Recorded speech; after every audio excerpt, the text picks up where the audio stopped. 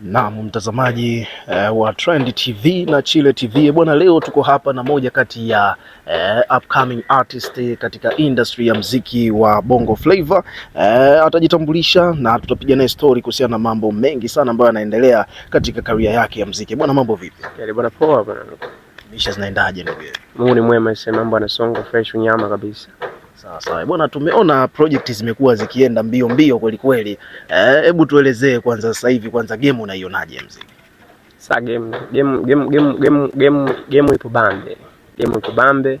The way vile utavyokuja ndio watu watakupokea. So watu sasa hivi wanataka vile vitu ambavyo wanaishi navyo kila siku, vitu ambavyo vinawagusa. So yani kwa hiyo inahitaji akili nyingi kuangalia watu wanahitaji nini. Kwa hiyo ndio kitu ambacho tunatakiwa wasanii kuwa na makini sana. Hivi kwa ukifanya kitu kizuri akibatishi kinaondoka, watu wanakipokea kinaondoka. Yeah. Naam bwana, tumeona kazi zako kadhaa umeshazitoa na mapokeo tumeona ni mazuri. Ni kitu gani ambacho uwaga unafikiria sana sana katika swala zima la kuandaa idea kabla hujatoa nyimbo yako moja kwa moja? Yeah, so kitu ambacho ninachofikiria kwenye kuandaa idea ambayo kabla sijafanya kazi yoyote, si ndio? Kwanza lazima kama vile ninavyosema, lazima uangalie watu wanahitaji nini. Alafu sio watu wa mtaani bwana, tuna vitu kibao ambavyo tunaishi navyo na tuna vitu kibao ambavyo watu tunaona kitu gani wanapenda. Ya ndio kitu ambacho tunazingatia sana kwenye uandishi. Ya unaweza ukaandika nyimbo nzima ile ukacheza na kitu kimoja tu, vitu kama 4 vitatu hivi ambavyo watu wanaishi navyo. So watu wakaiokota nyimbo wakaondoka nayo. Sawa. Bwana, katika nyimbo zako vitu ambavyo unavyoviimba ni kwamba uwaga vimekutokea wewe mwenyewe au labda kuna mtu ambaye mtu wako karibu hivi labda, au tu ni idea ambazo unazifikiria?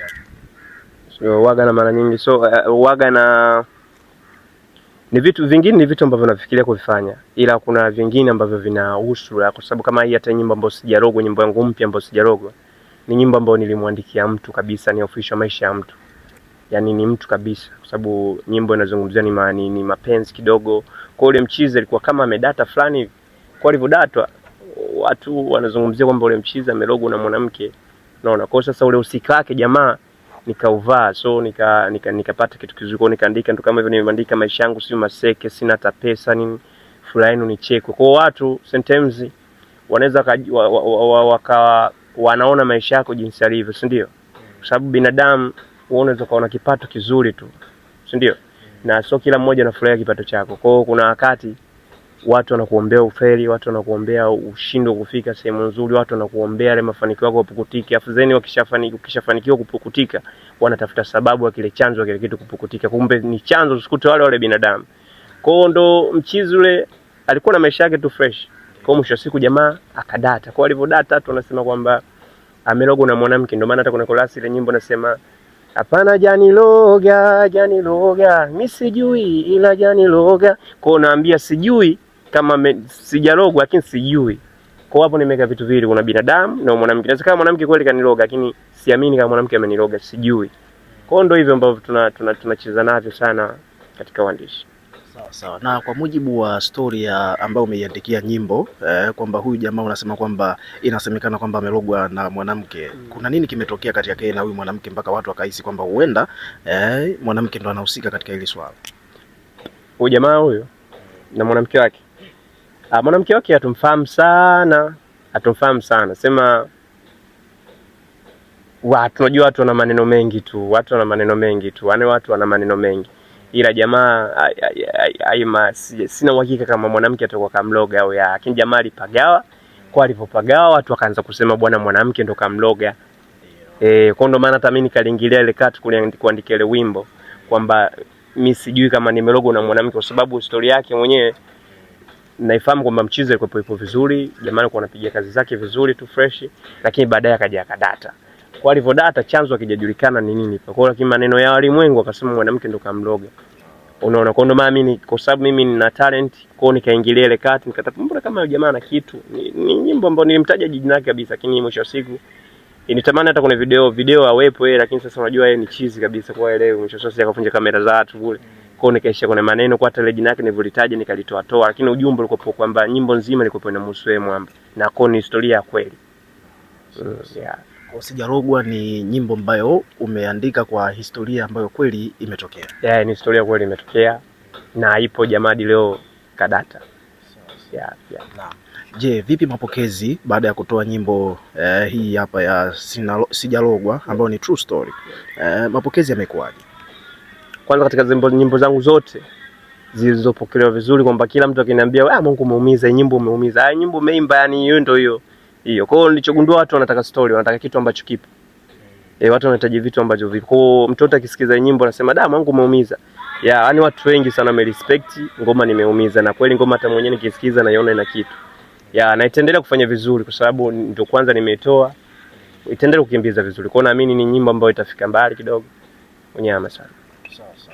Naam. Na vipi kuhusiana na swala la performance, mambo ya show na nini? Hebu tuelezee kwa upande wako wewe, nyinyi mkiwa kama wasanii ambao sasa hivi ndio mnafanya vizuri katika industry, chanzo chenu kikubwa sana cha mapato kwenye muziki ni kipi haswa? Okay, chanzo cha mapato kwenye muziki.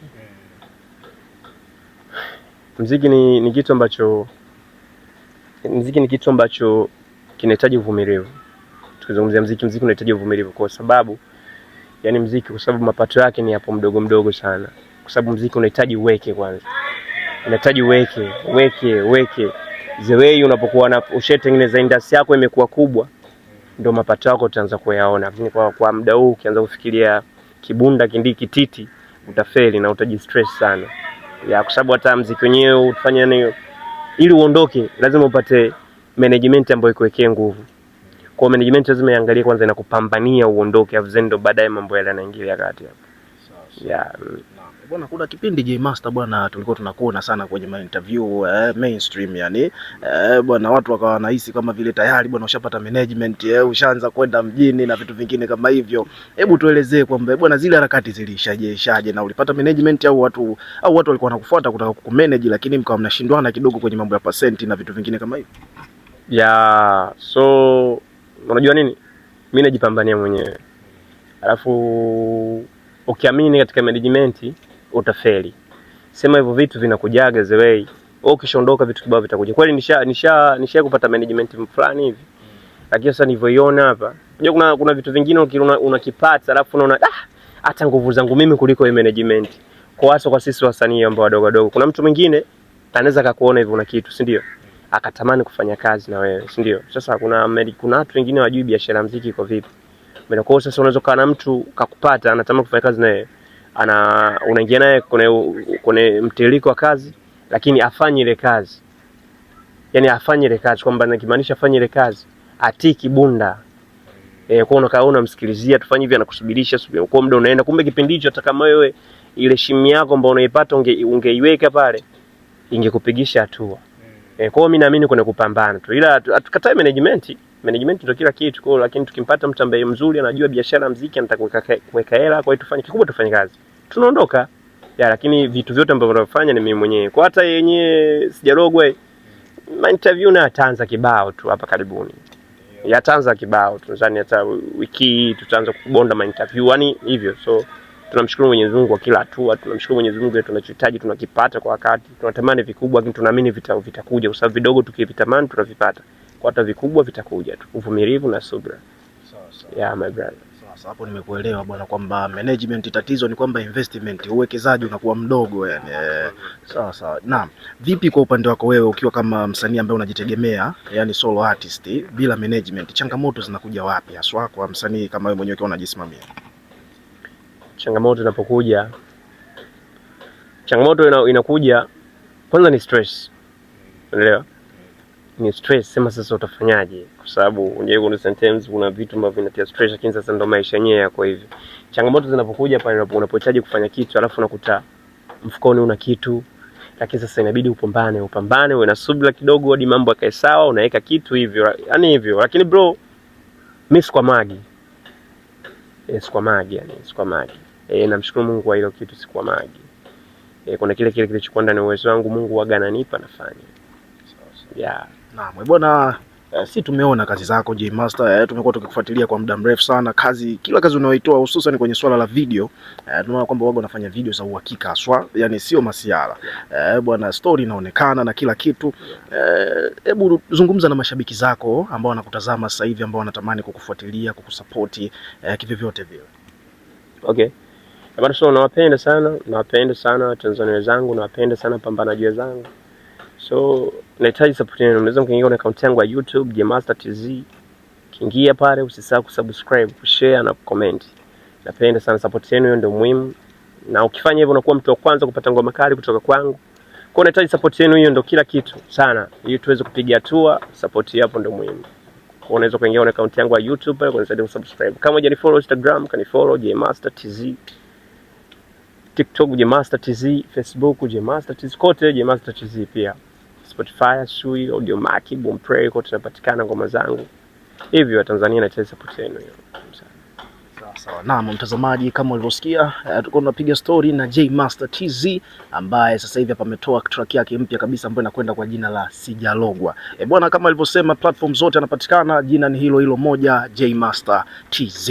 Bwana, usisahau kusubscribe, weka maoni yako, tutakuwa tunajibu kila comment ambayo tutakuwa tunaiona.